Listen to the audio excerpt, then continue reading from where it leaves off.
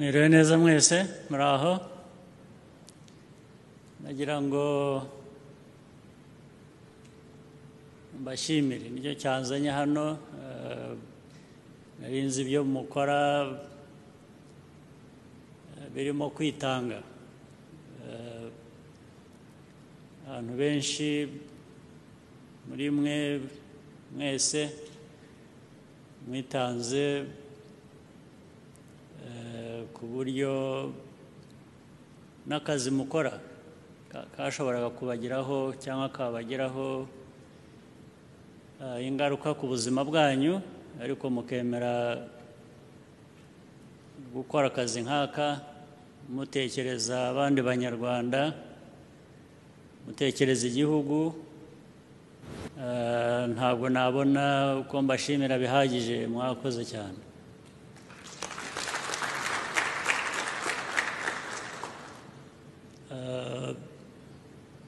birimo kutikunda birimo gukunda igihugu birimo gukora akazi ku buryo buri professional ibyo byose rero nagira ngo mbabwire ko nari nishimye kubona umwanya kuza ku Minister wa Health yahoza atwereka ibikorwa hano mukora n'ibindi bikorwa n'ahandi n'imibare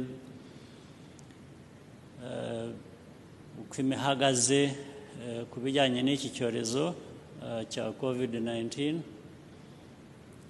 no mu gihugu hari abagize amahirwe make bararwara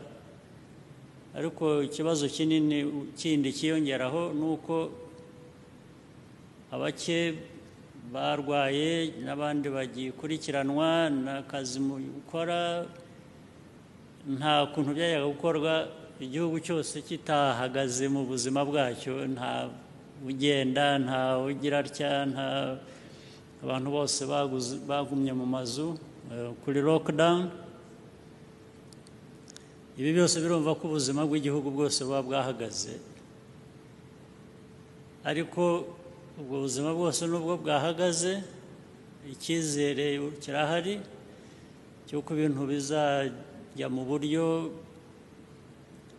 bukongera ubuzima bukongera bukaba nk'uko busanzwe icyo cyizere rero nyine nk'ibyo umaze kutubwira yaravuze icyo cyizere gishingiye kuri mwebwe imirimo mukora uko muyikora neza uko muyinoza icyizere cy'ubuzima buzasubira bukaba nk'uko busanzwe biragaragara ko ari mwe tureba kandi nyine n'ibyo nagombaga kubashimira mwakoze rwose ntabwo nabona uko mbivuga ariko ku nzego za leta ku ruhande rwa leta natwe tugerageza gukora ibishoboka byose byabafasha kugira ngo mushobore gufasha nyine abanyarwanda n'igihugu ubuzima bwongere busubire uko bwari bumeze natwe rero tuzakora igishoboka cyose kubunganira